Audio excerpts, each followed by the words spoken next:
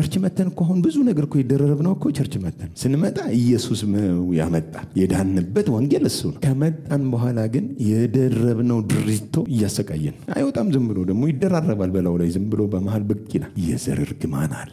በወፍራም ቅባት ከቅባቱ ፍረት የተነሳ ቀንበር ይሰበራል። እሺ ለማሰበር ማንጋኖ ወፍራም ያለው ትላል። ስንንገራተት ካንዱ እስከ አንዱ ተሰበረ ሲሉን በሳምንቱ ደግሞ ሌላኛው መጥቶ አለ ሲለን አየ ድሪቶ ነው። መንፈሳዊ አሰራር አለ። ለሊት 9 ሰዓት ተነስቶ በረከትን የሚይዝ ቀንህን የሚይዝ ምናምን ኢቭን ስናመካኛ አይታችኋል። ለሊት 9 ሰዓት ላይ ካልተነሳ ሰይጣን አዚም ረጅቶብኝ ነው እኮ ምን ከባድ ለሊት ነው። የእንቅልፍ ሰዓት ነው። አዚም አይደለም። ተኛ አንተ ጋር ለሊት 9 ሰዓት ሲሆን ሌላ ጋር ጠዋት ነው።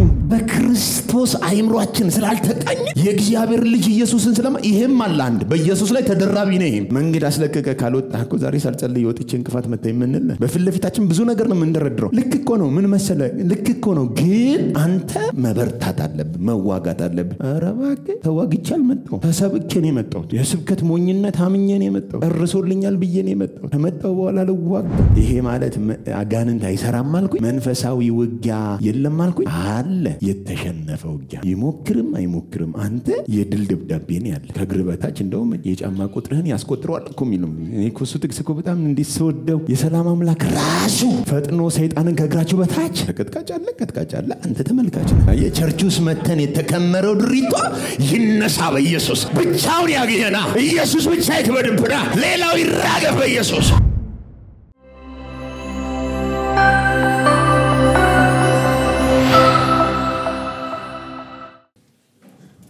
ሃሌሉያ። የሮሜን መጽሐፍ እያጠናን ነው። ሮሜ መጽሐፍ ምዕራፍ 9 ላይ ነን። 9ን እናውጣና አንድ ላይ ጮክ ብለን ከቁጥር 19 እስከ ቁጥር 29 ድረስ ያለውን በጋራ ጮክ ብለን ረገጥ አድርገን እናነባዋለን። 1 3 እንግዲህ ስለ እስካሁን ድረስ ይነቀፋል። ፈቃዱንስ የሚቃወም ማን ነው ትለኝ ይሆናል። ነገር ግን አንተ ሰው ሆይ ለእግዚአብሔር የምትመልስ ማን ነህ? ስራ ሰሪውን ስለምን እንዲህ አድርገህ ሰራኸኝ ይለዋልን? ወይስ ሸክላ ሰሪ ካንዱ ጭቃ ክፍል አንዱን ዕቃ ለክብር አንዱንም ለውርደት ሊሰራ በጭቃው ላይ ስልጣን የለውምን?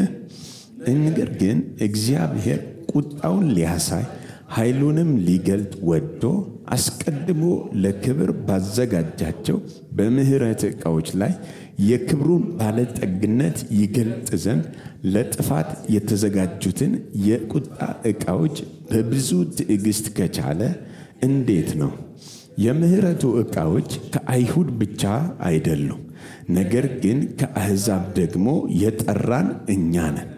እንዲሁ ደግሞ በሆሴ እንዲህ ይላል፣ ሕዝቤ ያልሆነውን ሕዝቤ ብዬ ያልተወደደችውንም የተወደደች ብዬ እጠራለሁ። እናንተ ሕዝቤ አይደላችሁም በተባለላቸው ስፍራ በዚያ የሕያው የእግዚአብሔር ልጆች ተብለው ይጠራሉ። ኢሳይያስም የእስራኤልን ልጆች ቁጥር ምንም እንደ ባህር አሸዋ ቢሆን ቅሬታው ይድናል፣ ጌታ ነገሩን ፈጽሞና ቆርጦ በምድር ላይ ያደርገዋልና ብሎ ስለ እስራኤል ይጮኻል።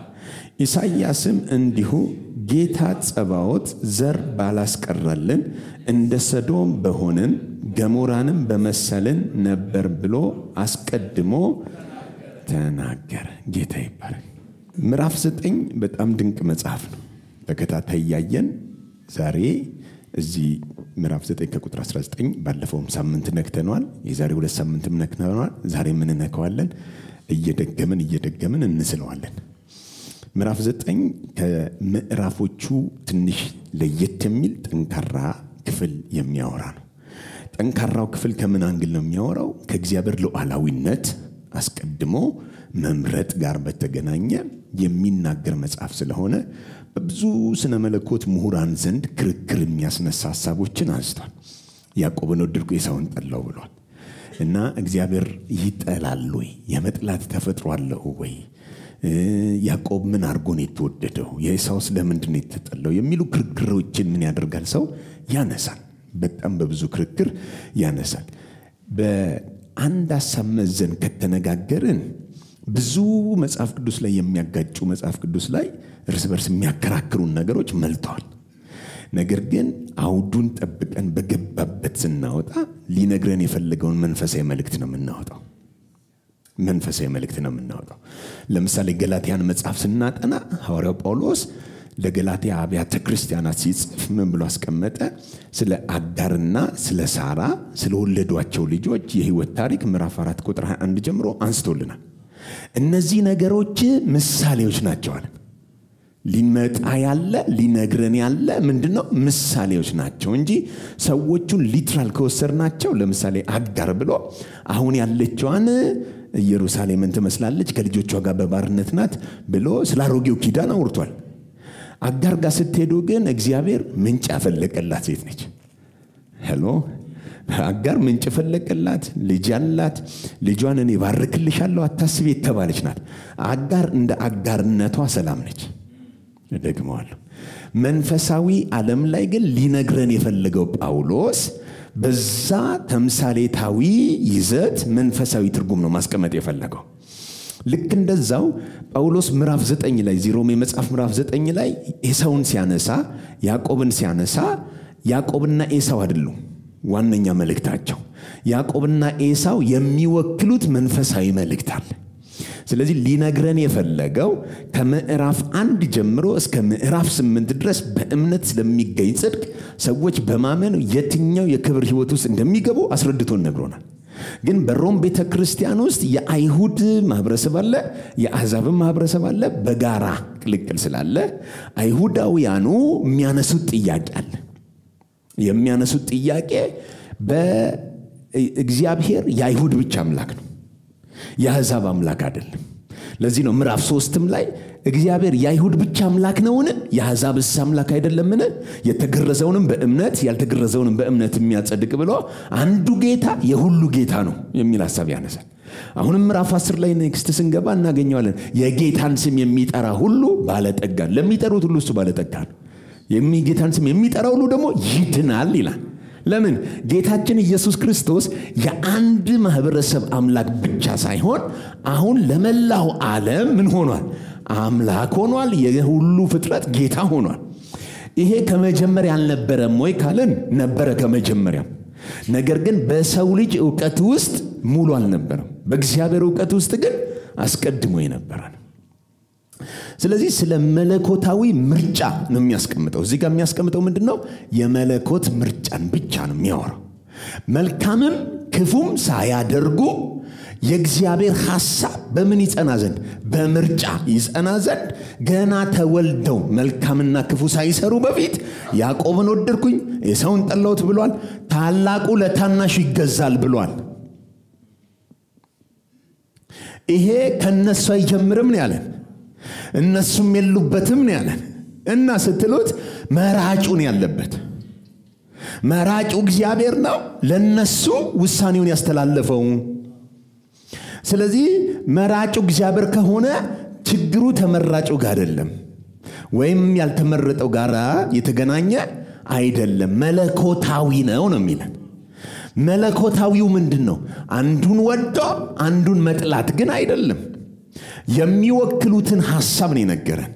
እግዚአብሔር በተስፋ ቃል ውስጥ ዘር አድርጎ ይቆጥራል እንጂ ከእስራኤል የተወለደ ሁሉ እስራኤል አይደለም።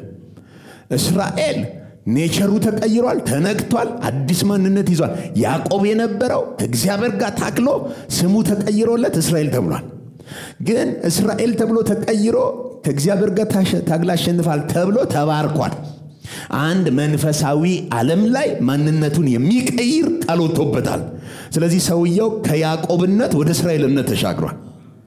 ከተሻገረ በኋላ ግን አባትየው ስለተሻገረ ሌሎቹ ልጆቹ አብረው ተሻግረዋል ማለት አይደለም። ስለዚህ ከእስራኤል መወለድ ብቻውን ምን አያደርግም ነው? እስራኤል አያደርግም። እስራኤልን እስራኤል ያደረገው የነካው በረከት አለ። ያ የነካው በረከት እናንተንም ካልነካችሁ እግዚአብሔር በእስራኤላዊነት ብቻ አይባርክም ነው።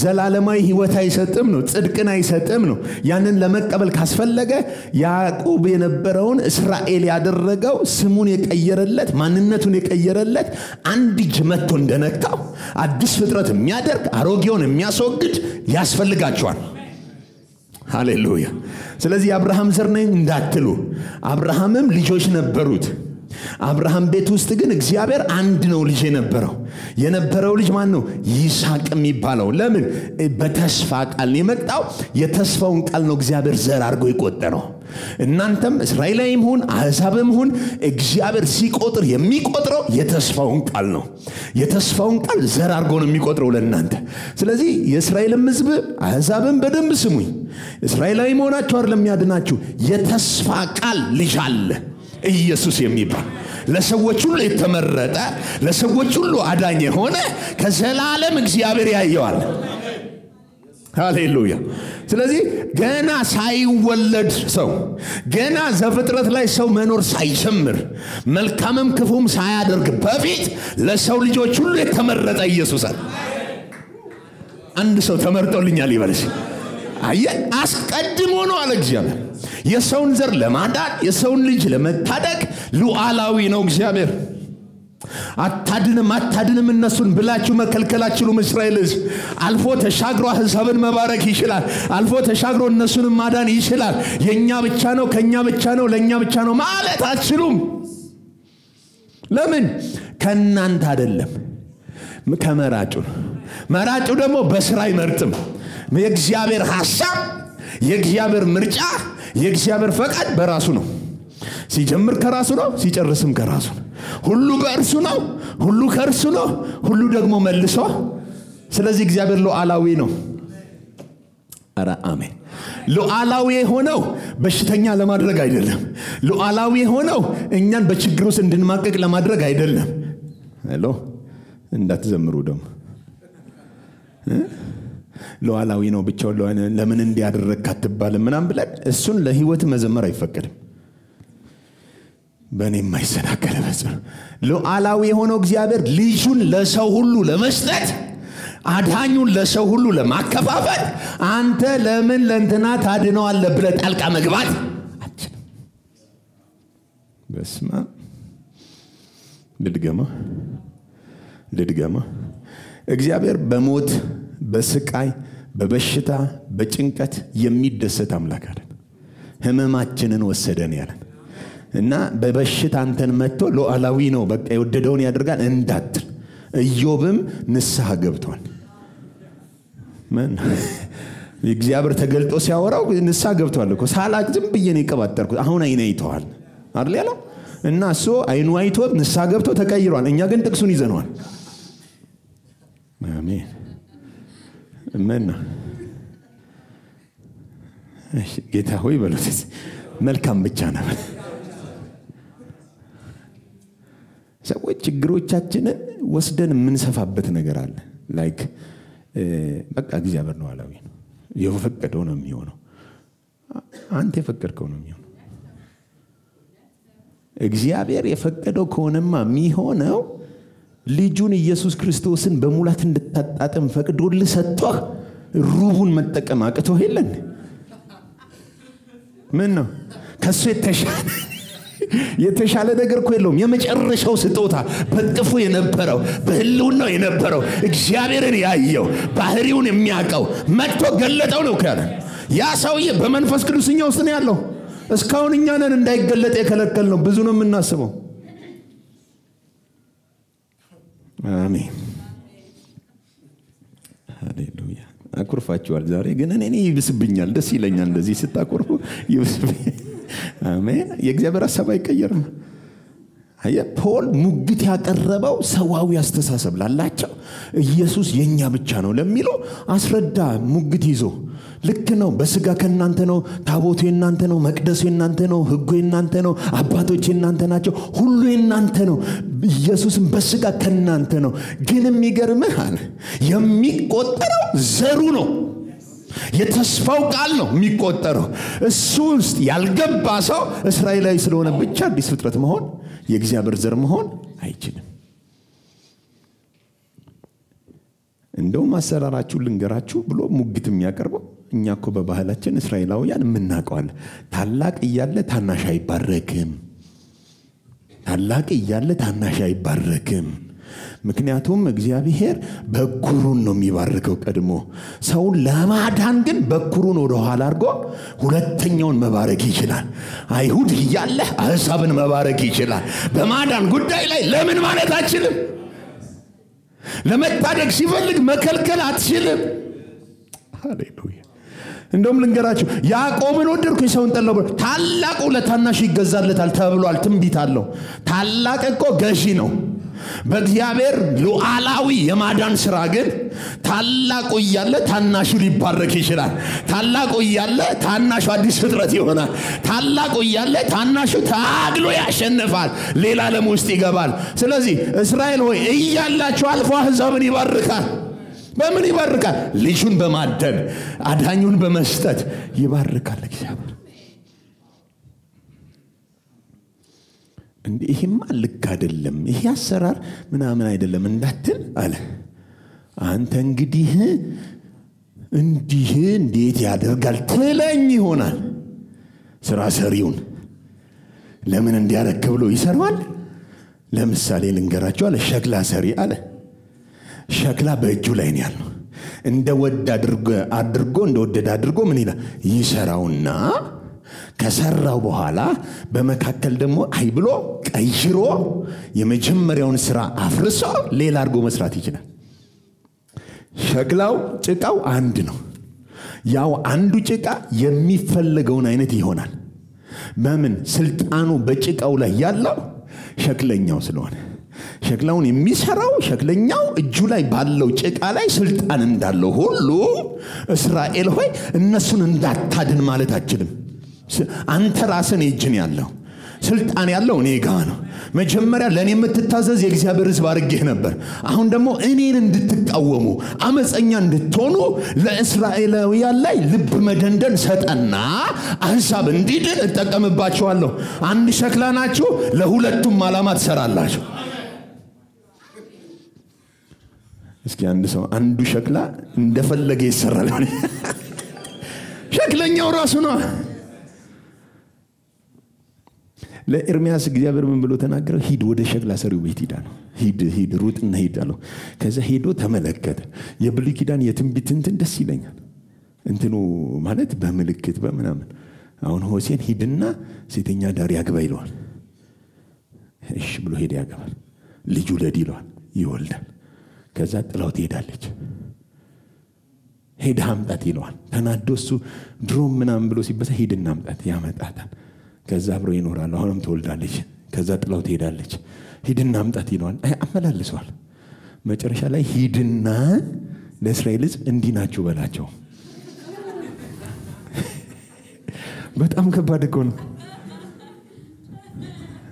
ማለት ልጅ እስኪወልዱ ጠብቀው ምናምን አንድ ትንቢት እኮ ነው የሚናገረው በዚህ ውስጥ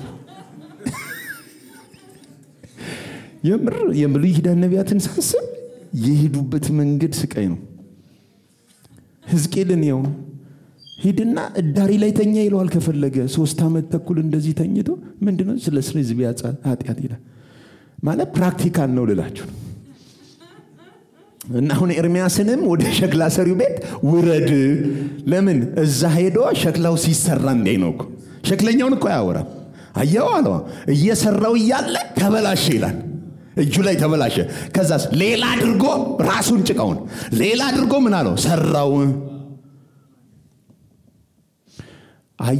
አየ ኤርሚያስ ከዛስ እንትኑ ትንቢት ብቻ ሳይሆን ስጋ ለበሰ ባይኑም ማየ እንዴት እንደሚሰራ ከዛ ሄድና ነገራቸው ጭቃው በሸክላ ሰሪዎች እንዳለ እናንተ እንዲሁ በኔ እጅ ናችሁ ከዛስ ብትበላሽም ይያለ ነው እንደፈለኩ አድርጌ እሰራሃለሁ አይመለከትም ለእናንተ ማስባት ሐሳብ መልካም ነው የጠፋችሁ ሊመስላችሁ ይችላል የተበተናችሁ ሊመስላችሁ ይችላል የከሰራችሁ ግን እንደገና የተበላሸውን ጭቃ እንደገና እኔ እንደምፈልገው አድርጌ ምን እላለሁ እሰራችኋለሁ በማን እጅ ላይ ነው ባይዘው ዛሬ ይሄ ትንቢት ነው ዛሬ እዚህ ላላችሁ ሸክላ ሰሪው እግዚአብሔር በእኛ ላይ ስልጣን አለው በህይወት ላይ የተበላሸው ነገር ላይ የሚቆም አምላክ የለም። ሌላ አድርጎ መስራት የሚችል እንደ አዲስ አስተካክሎ መስራት በብዙ መሮጥ የሚችል ከባድ እጅ በዚያለ ጩና የኔ ነገር አይበላሽም ማለት እግዚአብሔር እጅ ስለሆነ እንደገና ይሰራዋል ማለት እንደገና ነው እኮ የሚለው ራሱ ነው እንደገና ሰራው ሌላ አርጎ ሰራው እንደሚወደው አርጎ ሰራው እግዚአብሔር ትናንትና ሲዝን ተበላሽቶ ቢሆን ነገ በተበላሽው አትቀጥልም እንደገና የሚሰራ አምላክ ሰራው ሄድና ነገራቸው ነው ምን ልበላቸው ሲል እንዲ በኔ እጅ ስለሆናችሁ እንደፈለገ አርጌ ሰራቸው እግዚአብሔር እንደፈለገው አርጎ ይስራል እንደፈለግነው ሳይሆን እንደፈለገው እሱ እንደሚወደው እንደፈቃዱ አድርጎ ምን ይበለ እና ሁለት ነገር ነው የሚሰራው አለ እግዚአብሔር የክብር ዕቃና የቁጣ ዕቃ አርጎ ነው የሚሰራው አለ የክብር ዕቃዎች አሉ የምህረት ዕቃዎች አሉ ደግሞ የቁጣ ዕቃዎች አሉ ሁለት ናቸው ልክ በይስሐቅ ቤት ውስጥ ሁለት ልጆች ነበሩ ገና ምንም ሳይሰሩ ትንሹ ገዢ ሆነ ትልቁ ደግሞ ተገዢ ሆነ ታላቁ ለማን ይታዘዛል አለው ለታናሹ ልክ እንደዛው ገና ሳይወለዱ ነው ያለው በደንብ ዝሙት የት በእናታቸው ማህፀን ናቸው ሰው ሆነው ገና አልመጡም ትንቢት ነው የተነገረው ሁለት ህዝብ አለን ያላት ይገፋፋሉ አይደል በቃ ታላቁ ለታናሹ ምን ይላል ይገዛላል ልክ እንደዛው ገና ዓለም ሳይፈጠር ማሳክራባሪ የሆነ ሰው ወድቆ ሳይሳሳት በፊት ትንሹ የመጀመሪያው አለ ይታየ በኋላ የሚመጣ ቀድሞ የሚመጣ አለ ቀድሞ የሚመጣው አዳም ነው በኋላ የሚመጣው ክርስቶስ ነው በአዳም መበላሸት እግዚአብሔር አይቆምም አስቀድሞ ይመረጠዋል በክርስቶስ ይቀይረው ታሪኩን ያስተካክለው የተበላሸውን ያድሰው አለ ቀድሞ የተመረጠ ቀድሞ የተወሰናል ክርስቶስ የተባለ ሰማያዊ ይሰራል እግዚአብሔራዊ ይሰራል ለሰው ሁሉ መድኃኒት የሆነ ዘር አለ እሱ ይመጣና ሁሉን ያስተካክላል ስለዚህ ታላቁ አዳም ለመጣው ለኋለኛው ለኢየሱስ ይገዛል ፊተኛው የነበረው ኋለኛ ይሆናል ኋለኛ የነበረው ምን ይሆናል ነገር ይቀየራል ነው ባጭሩ ስለዚህ አሁን ቀድመ እኔ ከድሮም ከመናምን ይዤው የመጣሁት ነው ብለ እንዳትመካ ኢየሱስ የሚባላል ያንን የሚያስተላል የተሻለው ነው የሚመጣል በሚገርም ውበት የሚመጣል ሉዓላዊ ነው እግዚአብሔር እሱን እንቢ ብለ መካውም እስከማትችል ድረስ እግዚአብሔር ይጠቀምበታል ምን ይልበታል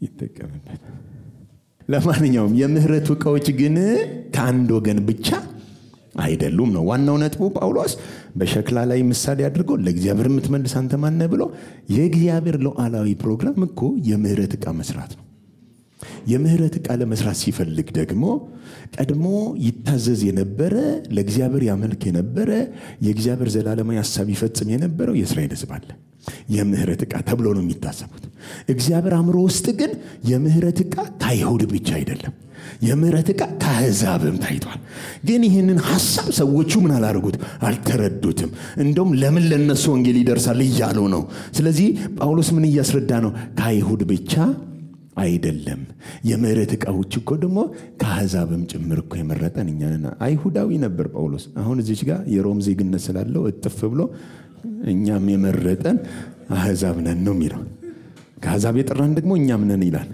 በጣም ነው የሚገርመኝ ይሄ አባባሉ ስለዚህ ሁለት ሰው ዜግነት ሲኖር ጥሩ ነው ማለት ነው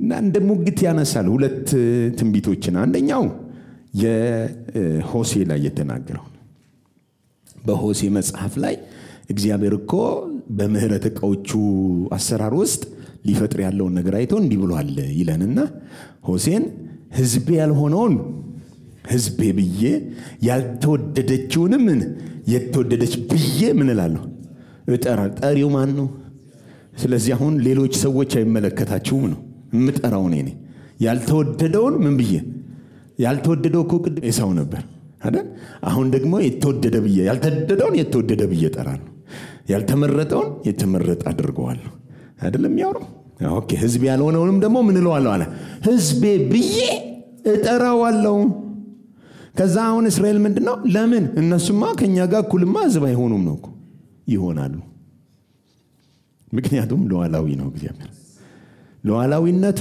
እናንተን ለማፍረስ ሳይሆን ሉዓላዊነቱ እናንተን ጥሎ ሳይሆን እግዚአብሔር ሉዓላዊነቱ በእናንተ ላይ የልብ ድንዳኔ ሲፈጠር በእናንተ ለመታዘዝ አህዛብ ደግሞ ምን እንዲያደርጉ ነው የመታዘዝን ወይም የወንጌልን ልብ ተረድተው ወንጌልን አምነው እንዲድኑ ነው ሲድኑ እነሱ በዳኑበት በዚያው ምህረት እናንተ ደግሞ ትማራላችሁ ማለት ጥሎ ለዘላለም አይተዋችሁም ነው ተመልሶ ምን ያደርጋል እግዚአብሔር ይመራችሁና ሁለታችሁንም ባለመታዘዝ ውስጥ አስቀምጦ ሁለታችሁንም በምህረት ነው የሚያድነው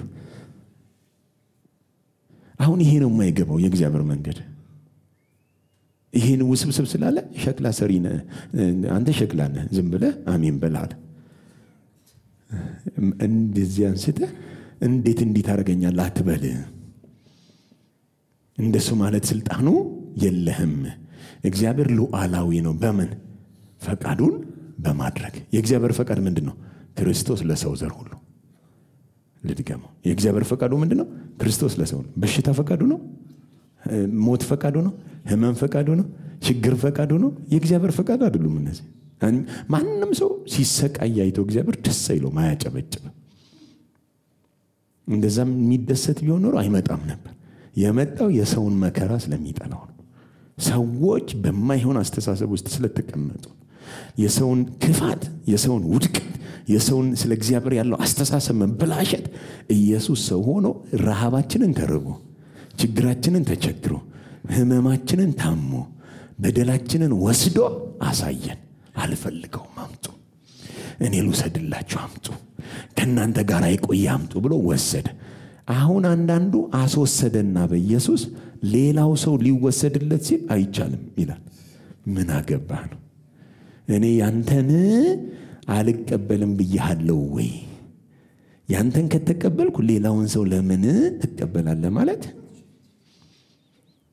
ልክ ኢየሱስ ምሳሌ እንደተናገረው አንድ ሰው ሰራተኛ ፍለጋ ጧት ወጣነ እና ተገናኘ 3 ሰዓት ላይ ያገኛቸው ቀጠራቸው እና የተዋዋሉበት ደሞዝ አለ ከዛ ደግሞ 6 ሰዓት ሄዶ አመጣ 9 ሰዓት ሄዶ አመጣ እና 11 ሰዓት ላይ ማመጣ ሰውየው እየሄደ ያመጣል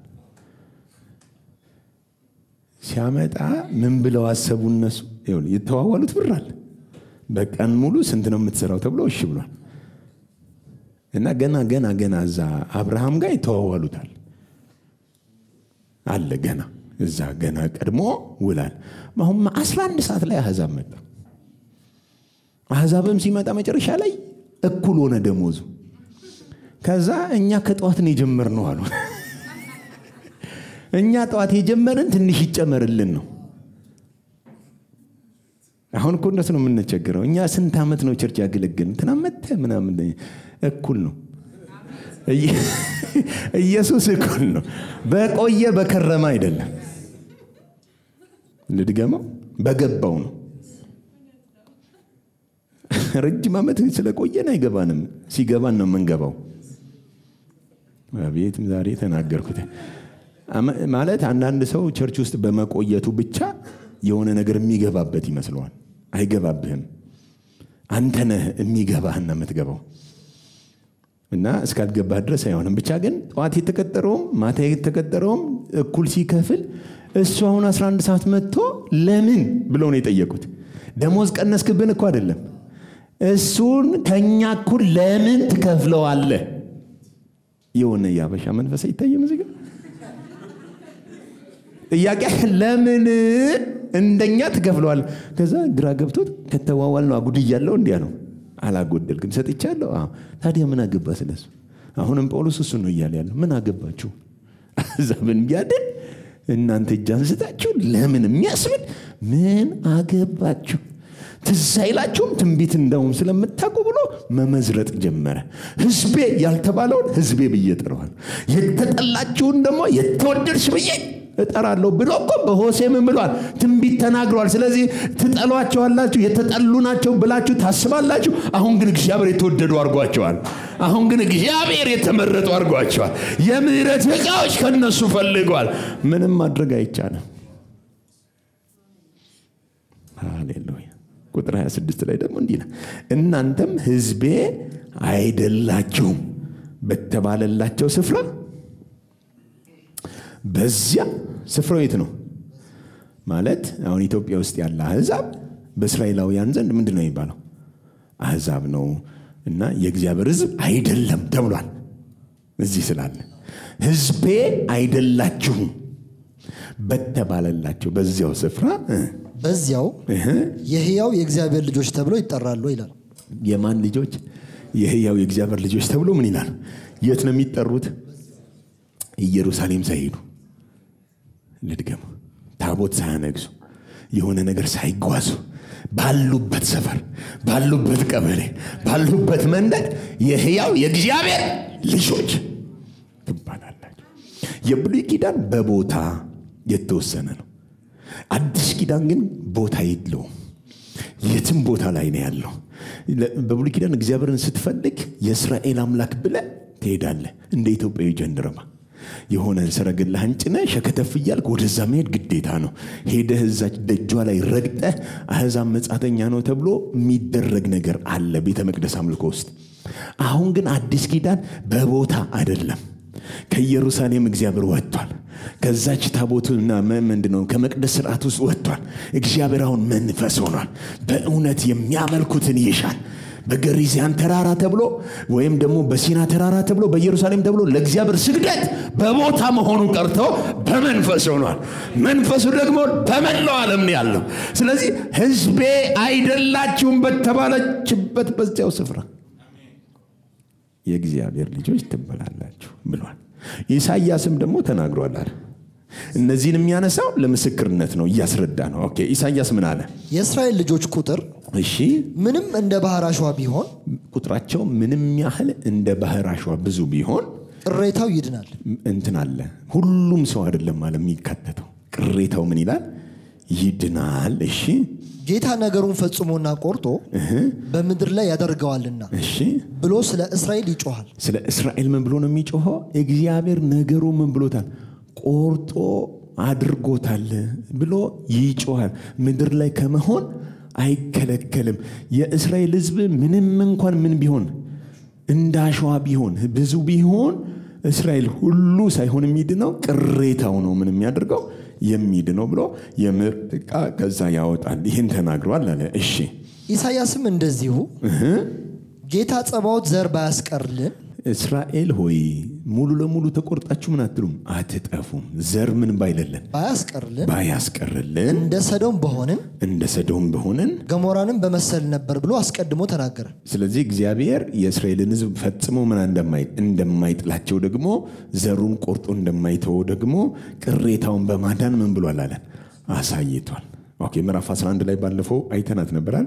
የእስራኤል ሕዝብ እንግዲህ በጸጋ ከሆነ በስራ መሆኑ ቀርቷል እና ነብዩ ምን ብሎ እንደከሰሰ እግዚአብሔርን እዩ። የእስራኤልን ሕዝብ አለ እነሱ ሕዝብህን ነቢያቶችን ምን ብለዋል? ገለዋል። እኔም ብቻዬን ቀርቻለሁ፣ ነፍሴንም ይሻታል አለ። አምላካዊ መልስ ግን ለበዓል ነቢያት ያልሰገዱ 7000 ምርጦች አሉኝ። አንተን የማታውቃቸው እንጂ እኔ አውቃቸዋለሁ። እኔ ብቻ ነኝ የቀረሁት አለ ሰውየው። ነቢያቶችን በሙሉ ገለዋቸዋል፣ እኔ ብቻ ነኝ የቀረሁት። እኔን ደግሞ ምን ሊሉኝ ነው? እና እኔን ሊገሉኝ ስለሆነ እኔ ከሞትኩብህ ጉድህ ነው። እግዚአብሔር አምላካዊ መልስ ደስ ይል። አምላካዊ መልስ ማለት ምን አይነት መልስ እንደሆነ ይታያችሁ። በቃ ይችላል እውቀት ያለው ይመስለኛል። ጨረስክ፣ በቃ ጸለይክ፣ በቃ ከሰስክ፣ በቃ እኔ እኮ አንተ የማታውቃቸው 7000 አሉኛል። 7000 ሰዎች ብቻ እኮ አይደለም ለበዓል ነቢያት ያልሰገድ ምርጦች ነው ያለው። 7000 ራሱ ምንድነው? አልሰማው ምንድነው? ምርጥ ነው አለ። ያልተነካካ ነው። አንተ የነብይ መጨረሻ ነኝ ለቃ ከኔ በኋላ የለም እኔንም ሊገሉኝ ነው አበቃ እያልክ ነው። ሌላ እኮ አለ ገና ስራ ያልጀመሩ 7000 ተመርጠው ተቀብተው ከኔ ጋር ህብረት ያደረጉ በስውር ያበሰልኳቸው ያሳደግኳቸው አሉ። ስለዚህ አፍን ዝጋ ነው። ምን እያወራ ነው? እግዚአብሔር መቼም ቢሆን ከስሮ ያቅም አታያቅም። ደግሞ ሰውን ሁሉ ቆርጦ ጥሎ አያቅም። 7000 ምርጦች አሉኝ አሉ። ስለዚህ ነገሩ ለካ አለን በስራ ሳይሆን በምንድነው? በጸጋ ነው። ልክ ያኔ 7000 አሉኝ እንዳለው እኔ አለ ሰውየው ነብዩ በራሱ ነው እያወራ ያለው። እኔ በጣም ምርጥ ነብይ ነኝ። ሌሎች ነቢያቶችን ምን ብለዋል? ጨፍጭፈው ገለዋል። የመጨረሻው ምርጡ እኔ ነኝ እያለ ነው። እንደሱ ነው ጽድቁን ነው እያስቆጠረ ያለው። እኔ ደግሞ ለበዓል ነቢያት ሳልሰግድ እያለ ነው። ራሴን ለይቼ ላንተ ስል ሌሎቹ ተገለው እኔ አምልጬ ነፍሴንም እያሸዋት ነው። እግዚአብሔር መጣና አይ ሌላ አለ፣ አንተ ብትሞትም እኔ እቀጥላለሁ ነው። እኔ ለመቀጠል አንተ አታስፈልገኝም። አንተን እንደውም ቢበጥሷት አንገትን 7000 አለ ምርጥ እኔ ጋር ያለው አንተ ጋር አይደለም ነው። ምርጡ እኔ ነኝ አትበል ነው። ሌላ ነው ምርጥ። በእኔ ነው ምርጥነት የሚወሰነው፣ በእኔ ነው ባንተ አይደለም። ለበዓል ነቢያት አለመስገድ ብቻ አይደለም ምርጥነት። ሌላ አለ ምርጥነት፣ በጸጋ የሆነ ምርጥነት፣ ከስራማ የሆነ ምርጥነት፣ በትግል ያልሆነ ምርጥ አለ። ስለዚህ በስራ መሆኑ ቀርቶ በጸጋ ሆኗል። አሁንም በጸጋ ኢየሱስን በማመን የቀሩ ምኖች አሉ? ቅሬታዎች አሉ። ስለዚህ ከእስራኤል ጋር እግዚአብሔር ጉዳዩን ጨርሷል ብትሉኝ አልጨረሰም። እንዳልጨረሰ ማሳያው ቅሬታ አለው። ዛሬም ያልተነካካ አለው። በራሱም ማይታመናለው ያድናል ብሎ በጸጋ የሚያምን ዛሬም አለው። ስለዚህ እግዚአብሔር ጉዳዩን ፈጽሞ ቆርጦ ምን አላደረገው? አልጨረሰው። አሜን። እኛም ቤት እንዲሁ ነው። ዛሬ በጸጋ ቅሬታዎች አላችሁ። ይህን ወንጌል ይዛችሁ ለብዙ በረከት የምትሆኑ ከሰው ጋር ንክኪ የሌላችሁ መለኮታዊ ቅሬታ አለ እዚህ። ሁሌ እግዚአብሔር ቅሬታ አለው። በጥንቃቄ ስም አሁን በአንድ ጉባኤ ውስጥ ሁሉም ሰው እኩል አይደለም የሚረዳው። ቅሬታ አለ። የሆነ ነገር ይዞ የሚሄድ ቅሬታ አለ። በአመታቶች ውስጥ ቅሬታ አለ። በትምህርት ውስጥ ቅሬታ አለ። በጸሎት ውስጥ ቅሬታ አለ። እግዚአብሔር የሚያስቀረው አለ፣ የሚያስቀጥለው ነገር አለ። የእግዚአብሔር ፕሮግራም መቼም ከሰው ህይወት አይቋረጥም በላኡሉ ስለሚሰራ። ሃሌሉያ! ጌታ ስሙ ይባረክ። ኦኬ ቁጥር 30 እንግዲህ ምን እንላለን? ምንም አንልም። ጽድቅን ያልተከተሉ አሕዛብ ጽድቅን አገኙ። ጽድቅን ምን ያላለው? ያልተከተሉ አሕዛብ። ኦኬ ህዝብ አይደላችሁም የተባሉት ህዝብ ተባለዋል። ስለዚህ ጽድቅን ምን አላረጉም? አልተከተሉም። ጽድቅን ያልተከተሉ አሕዛብ ምንን አገኙ? ጽድቅን አገኙ። አሕዛብ ናቸው ግን ምን አገኙ? ጽድቅ አገኙ። እሺ እርሱ ግን ከእምነት የሆነ ጽድቅ ነው። ምን አይነት ጽድቅ ነው ያገኙት? ልክ እንደ አሮጌው ኪዳን ወይም እንደ እስራኤል ህዝብ አይነት ጽድቅ አይደለም። የእስራኤል ህዝብ የሚያምነው ጽድቅ በስራ የሆነ ጽድቅ ነው። ኦኬ አሕዛብ ደግሞ እንዳይሰሩ ሙሴ የላቸውም፣ ህግ የላቸውም፣ ታቦት የላቸውም፣ መቅደስ የላቸውም፣ ካህን የላቸውም፣ ምንም የላቸውም። ምንም የሌለው ሰው ምንም አያረግም። ልድገመው። አንዳንዱ አሁን ጾም ጸሎት አለው፣ የሌሊት ውጊያ አለው፣ እጅ ማስጫን አለው፣ ምናምን አለውና እነሱን ደምሮ ነው ውጤት የሚጠብቀው። አሁን ይሄው ጆሮ ያለው ይስማ። ደማምሮ ምናምን አድርጎ ይሄው ለሊት 9 ሰዓት ተነስቼ ተዋግቻለሁ፣ በግራም በቀኝም አየሩን አስለቅቄያለሁ ዛሬ ምናምን ብሎ የሚወጣል።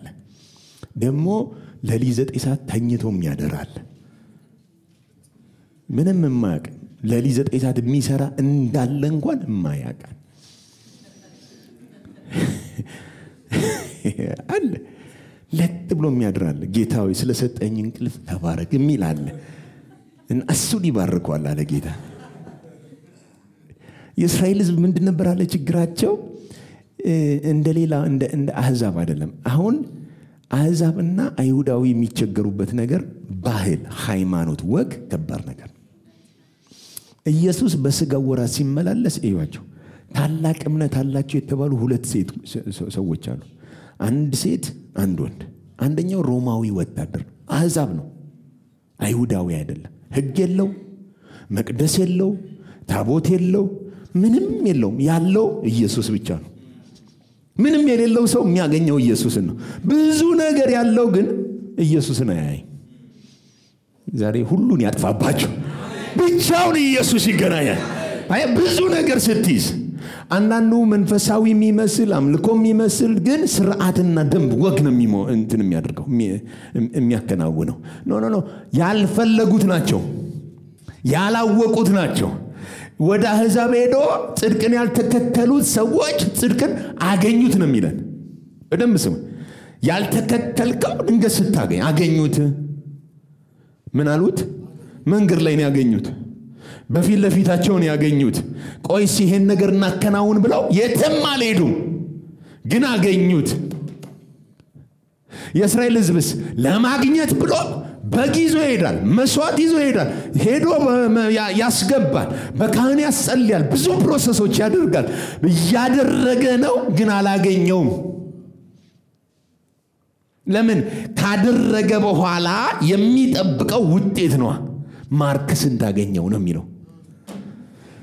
አሕዛብስ ምንም የሚያስቆጥሩት ማርክ የላቸው፣ ነጥብ የላቸው እና ቀጥታ ሲመጣ አሜን ያሉት። ሃሌሉያ። አይታችሁታል? የአሮማይ ሰው እንዴ ጌታ ኢየሱስ አለ፣ አንተማ ቤት ያትገባም እኮ ነህ፣ ቃል ብቻ ተናገር። እኔ ራሱ ኤክስፒሪየንስ አለኝ፣ ስልጣን እንዴት እንደሆነ አውቀዋለሁ። አለኝ ከስሬ አለኝ ከላይ እና ስባል ላጥ ብዬ እሄዳለሁ። ምሰራ ነኝ እኔ። ሳዝም ደግሞ አውቃለሁ። ብቻ ቃል ተናገር ብለቴን ይፈወስ። ተናገረለት፣ ሄደ። ሰውየው ሄደ፣ ወደ ንግድ ወደ ገበያ ሄደ ነው የሚለው። በሽተኛ ነገር ነው ሰውየው። የልጁን ደህንነት ነው የሚያጣራት። ቃል አስወጥቶ ሰውየው ገበያ ሄደ።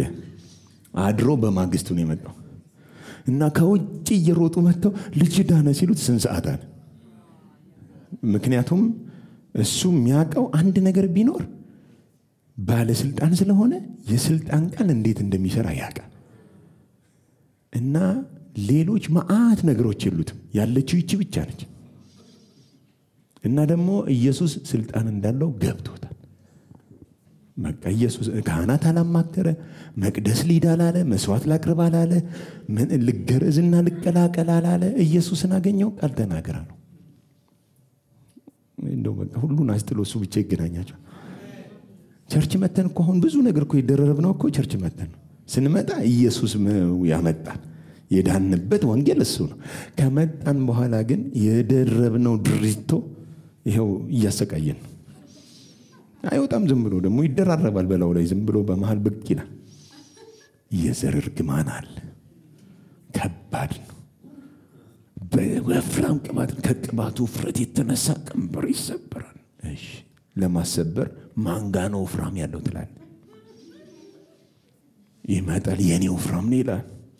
ስበር ብሎኛል ይላል። ስንንገራተት ከአንዱ እስከ አንዱ ተሰበረ ሲሉን፣ በሳምንቱ ደግሞ ሌላኛው መጥቶ አለ ሲለን፣ እሺ ምን ላድርገው ሰበርኩት ሲለን፣ እሺ በቃ ሌላ ሲመጣ አለ።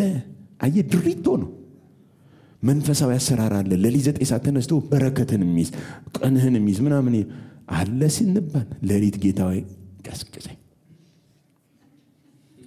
ኢቭን ስናመካኝ አይታችኋል። ለሊት 9 ሰዓት ላይ ካልተነሳን ሰይጣን አዚም ረጅቶብኝ ነው እኮ የምንለው።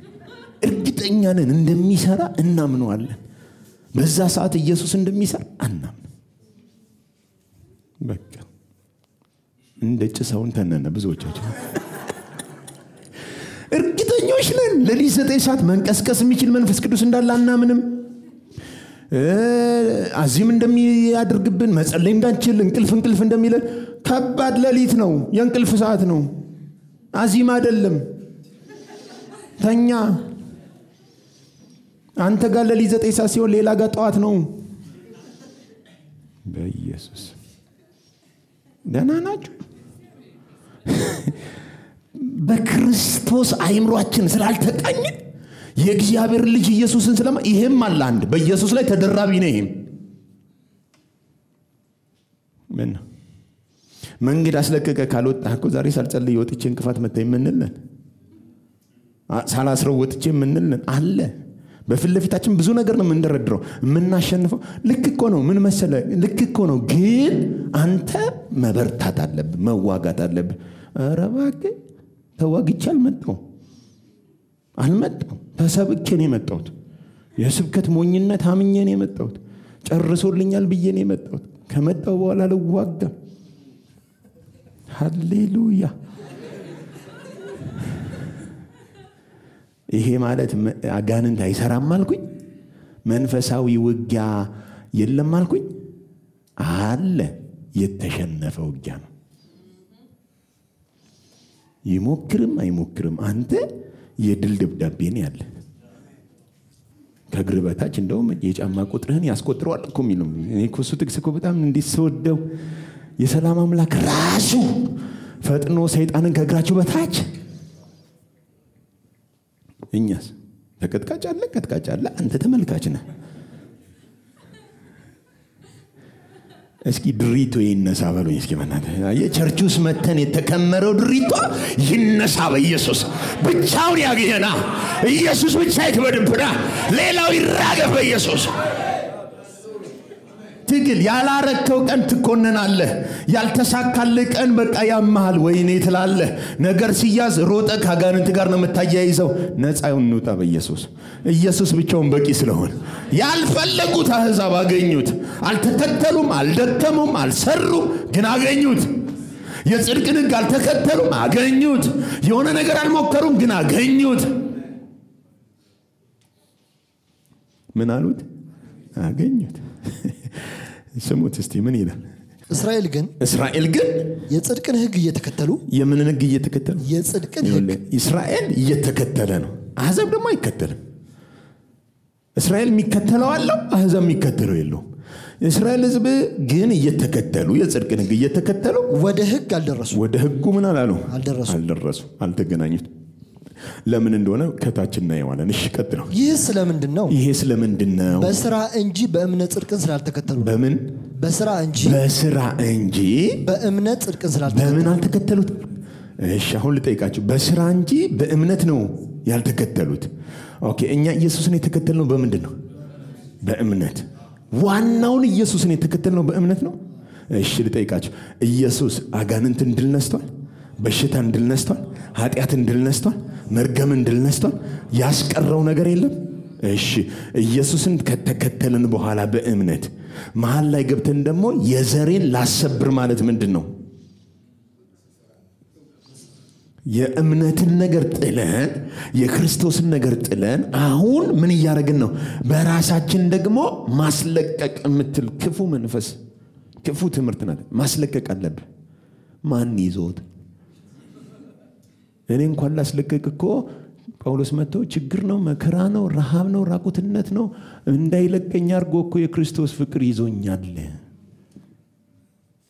ማንንም ይለየኝ እኮ ነው ያለው ማንንም ሊለየኝ ምን አይልም ስለዚህ በወደደ በርሱ ካሸናፊዎች ሰውያው ተይዞ በወደደ በርሱ ካሸናፊዎች ይበልጣሉ አለ እንጂ አንዴ እንዋጋ እናስለቅቀው ይሄንን አላለም ያለው ምንድነው በወደደ በርሱ ስለዚህ መወደድን ስታስብ እግዚአብሔር ስለሚወድ ብቻ እርግማኑን ወደ በረከት ይቀይራል እግዚአብሔር እንደሚወድ እርግጠኛ ስትሆን ሲገባ ብቻ በአንተ ላይ ጠላት የቱንም ያክል ቢያሴር አንተ ጋር ሲደርስ ይፈርሳል ሊስህ አይችልም ካንተ ጋር ያለው ይበልጣል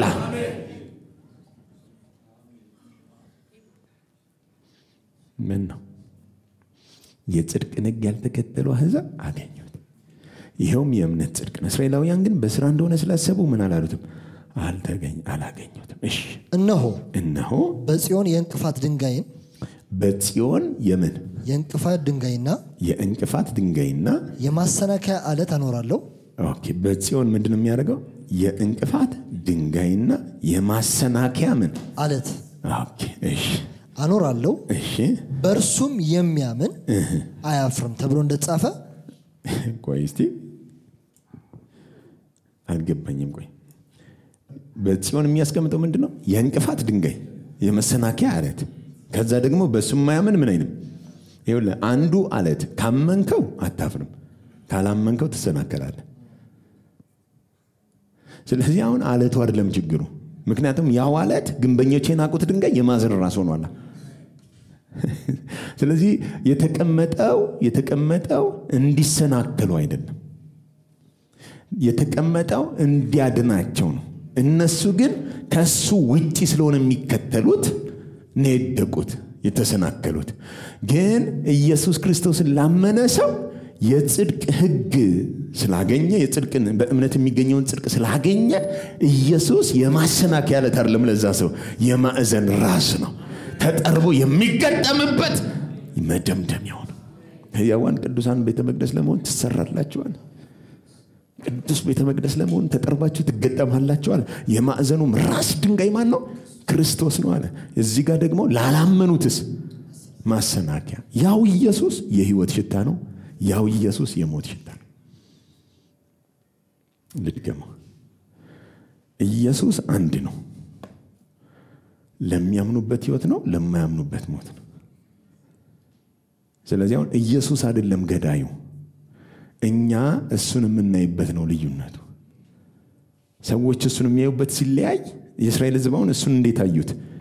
እንደ አንድ ተራ ሰው፣ እንደ አንድ ከእግዚአብሔር ተልኮ ታምር ምናምን ሰርቶ ተገሎ በሞት እንደሄደ እንደ አዳኝ አላዩትም፣ እንደ መሲህ አላዩትም፣ እንደ ታዳጊያቸው አላዩትም። ስለዚህ እሱ እያለ ሌላ የጽድቅ ሕግ ምን ያደርጉ ነበር? ይከተሉ ነበር፣ ይሞክሩ ነበር። ግን ምን አላረጉትም ማለት አላገኙትም። አሕዛብስ ሌላ ስለሌላቸው እሱ ሲመጣ ወይ እሰይ እንኳን ደህና መጣ ብለው ተቀበሉት። ሌላ የለማ። እግዚአብሔር ሌላ እንዳይኖራቸው አድርጎ ያጥፋባቸው። ኢየሱስን ብቻ ላያችሁ ላይ ያክብደው። ሁሉ ከንቱ ሆኖ በሕይወታቸው ላይ ምንም እንዳይኖር አድርጎ ኢየሱስን ሲያመጣው ሁሉም ሰው ተቀበለ። አሕዛብ እሰየው ያለው ለዛ ነው። ጣዖት አምላኪ ነው፣ እግዚአብሔርን አያውቅም፣ ሕግ የለው፣ ታቦት የለው፣ ኪዳን የለውም። ደህና ናቸው። ኢየሱስ ክርስቶስን የሰቀሉት እግዚአብሔርን የሚያገለግሉ ሰዎች ናቸው።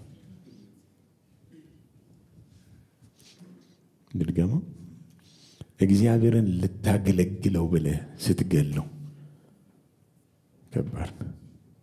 ብዙ ሰው ቸርች ውስጥ እሱን ነው የሚያደርገው። እግዚአብሔር በክርስቶስ መስቀል ታርቆት ዋጋ ከፍሎ ታድጎት ሕይወቱን አፍስሶለት አይደለም። ቆይ እንዲሁ በነፃ አይሆንም። ሌሊት ተነስቼ የሆነ ሰው ጋር ሄጄ አስጸልዬ በረከቴን አስለቅቄ የሆነ ነገር አዋጥቼ ከዛ በኋላ ነው የምትባረከኝ ብለን የምናስበው ትክክል አይደለም።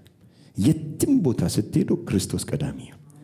ስታነብ ክርስቶስ ቀዳሚ፣ ስትጸልይ ክርስቶስ ቀዳሚ። እሱ የሕይወታችን ራስ ስለሆነ እሱን ያገኙ ሰዎች ከሱ በሚፈሰው ወንዝ ሕይወት ጸጋ ውስጣቸው ይታደሳል፣ ማንነታቸው ይቀየራል። ወደ እሱ ሙላት ምን ይላሉ? ያድጋሉ። ሕይወት ሆኖ ይፈስላቸዋል።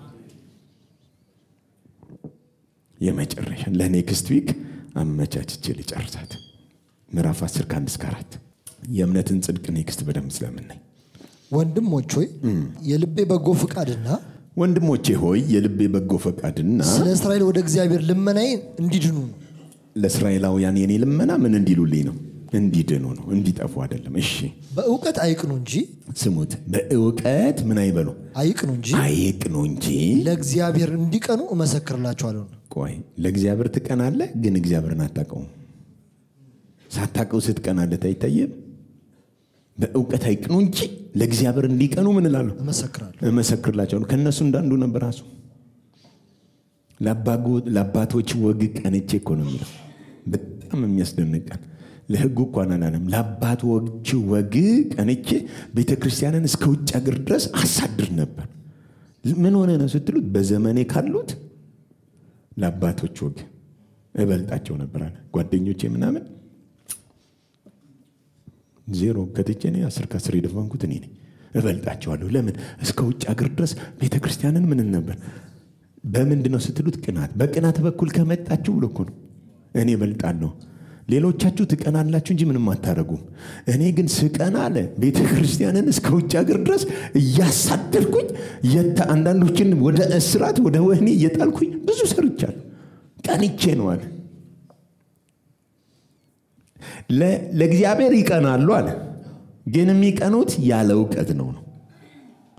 በእውቀት አይቅኑ እንጂ ለእግዚአብሔር እንዲቀኑ ምን እላለሁ? እኔ መሰክርላቸዋለሁ። ከነሱ ጋር ነበርኩ። እሺ የእግዚአብሔርን ጽድቅ ሳያውቁ የማንን ጽድቅ ሳያውቁት? የእግዚአብሔርን ጽድቅ ሳያውቁት የራሳቸውን ጽድቅ ሊያቆሙ ሲፈልጉ ለእግዚአብሔር ጽድቅ አልተገዙም። አሁን ማቆም የፈለጉት የማንን ጽድቅ ነው? የራሳቸውን ጽድቅ። የተላለፉት ከማን ጽድቅ ጋር?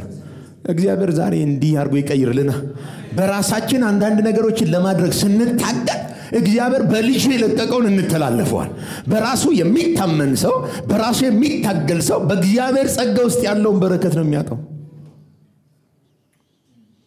ማናችንም በክርስቶስ ኢየሱስ ከእግዚአብሔር የምናገኘው እንዲያው እደግመዋለሁ በአንዳች ታግለን ህይወታችን ለእግዚአብሔር ይሄ አንዳንድ ሰው ምን ይላል? እግዚአብሔርን እስኪ ከዙፋኑ እናስነሳው። ምን እንበለው?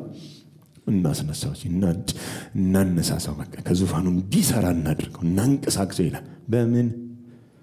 እስቲ አንቀሳቅሰው። ነፍሳችን ውስጥ አለ እንዲንቀሳቀስ። ተነስ፣ የእግዚአብሔር ክንዶች ተነስ። አይነሳ። ቁጭ በላደራስ ማንተራለ የምሪን እኮ ነው። እንደሱ ነው የምናስበው። ጭንቅላታችን እግዚአብሔርን ማንቀሳቀስ፣ ከዙፋኑ እንዲሰራ ማድረግ። ልዑል ማደሪያውን ቀደሰ፣ ተነሳ፣ በደመናት የምትራመድ ምናምን ከጭበል ባለ ጭጭርግ ምናምን ብለን የሆነ ነፍሳችን ውስጥ የተሰገሰገ አለ በስራ የምናምንበት ነገር።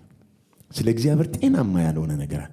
በተለይ ደግሞ ካሮጌው ኪዳን ላፍ እያደረግን የምናመጣት።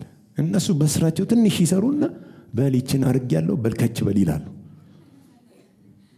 በቃ ኪዳኑም ትንሽ አርገ መጠየቅ ነው በስራ ላይ ስለሆነ። ያሁኑ እኮ ሙታን ሳላችሁ ከክርስቶስ ጋር ሕይወት በኢየሱስ በጸጋ ድናችሁ ማንም እንዳይመካ ከስራ አይደለም። ስለዚህ መመካታችን እና መመካት ብፈልግ ስትል የሚመካ በእግዚአብሔር ይመካ። ሁለት መንገድ ነው ያለው። አንደኛው እኛ የምናደርገው፣ ሌላኛው እሱ የሚያደርገው። እሱ እንዲያደርግልህ ከፈለክ አንተ ማድረግ አቁም። አንተ የምታደርግ ከሆነ እሱ የሚያደርገው ነገር ምን አታደርገውም፣ አትገናኘው። ይሄ ማለት አትጸልዩ አልኩኝ። ጸልይ። ካልጸለይክ እንደውም ጥያቄ ነው የሚያርፍብን። መጸለይ ያስፈልጋል፣ ህብረት ማድረግ ያስፈልጋል፣ ከጌታ ጋር አንጆ ያድርግ። ግን ፍቅር ይዞ ለምን ህብረት አታደርግም? የሆነ የማስለቀቅ መንፈስ ከየት ያመጣ ነው? አትላቀቅም እኮ ለዘላለም ነው የተጋባው። ማና ለዘላለም የተጋቡ ሰዎች እኮ ከፍቅር የሚሆን ድምጽ የልብ ትርታ ምግባችን ፍቅሩ ነው። ሹክ ሲያደርግህ አይደል? ሃሌሉያ። የሆነ የልቡን ትርታ ሲያጋራ፣ ላንተ ያለውን ሐሳብ ሲነግር ምናምን ትቀልጣለህ፣ ትንከባለላለህ፣ ታለቅሳለህ፣ በመንፈስ ትንደባለላለህ፣ ራባባባ ትላለህ። ስትነሳ ይደግምላል፣ ትደግማለህ። አንተ እንደሱ ነው ይወል። ለምሳሌ ለማንም ሰው እንዳትናገሩ ሚስጥር፣ በጣም አንዲትን ሴት ለማጥመድ የሚያስብ ወንድ፣ ለማጥመድ የሚያስብ ሰው ሴቶች ይወዳሉ ብሎ የሚያስበው ስጦታ ምናምን እንትን በማድረግ ይደግማል። ምንድነው ስትለው መጨረሻ ላይ ለማግኘት ምን ነው ስጦታ አግኝታት ስጦታውን ያቆምክ ቀን ይቆማል አብሮ። ምክንያቱም መጀመሪያ የሚያመጣው በምንድነው? ሃሌሉያ። ደግሞ ከልብ የሆነ ፍቅር ደግሞ ስጦታ ላይ ያልቆመ ይሆንና የልብ ትርታ ይሆናል ፍላጎት። እና ከሁሉ በላይ ስጦታው የምታደርጉለት ሳይሆን ለዛ ሰው እናንተነታችሁ ነው ስጦታው። በደንብ ሰው ለእግዚአብሔር ምንም እንድታደርጉለት አይፈልግም። እናንተን ነው የሚፈልገው። ምን ተዋግታችሁ እንድታስለቅቁለት እንዲለቀቅላችሁ አይፈልግም። እናንተ ተለቃችሁ ከሱ ጋር እንድትሆኑ ነው የሚፈልገው። በቃ ንገሩት፣ ከጌታ ጋር ሁን፣ ተለቀቅ በሉት። እንደው ከጊሰማኛል ምናምን ከሚለው ወጣ ከሱ ጋር እንድትሆን ነው ማለት። ምንም ይኖር ከሱ ጋር እንድትኖር ነው የሚፈልገው። የእግዚአብሔር ፍላጎት እሱ ነው። የልብ ትርታ መደማመጥ ነው፣ ህብረት ማድረግ ነው፣ ሁሌ እዛ ውስጥ መዋል ነው፣ ኢንጆይ ማድረግ ነው። ያኔ የእሱ ማንነት ባንተ ይገለጣል። የእግዚአብሔርን ጽድቅ ሳያውቁት የራሳቸውን ጽድቅ ለማቆም ሲታገሉ ለእግዚአብሔር ጽድቅ ምን አላሉ? አልታዘዙም፣ አልተገዙም። ለምን? የሁለት ዓለም መንገድ ሆነ። ምዕራፍ ቁጥር 4 የሚያምኑ ሁሉ ለሚያምን ሰው ሁሉ ግን ይጸድቁ ዘንድ ክርስቶስ የሕግ ፍጻሜ ነው። ለሚያምን ሰው ሁሉ ግን እንዲጸድቅ ሰው ክርስቶስ የምን ፍጻሜ ነው?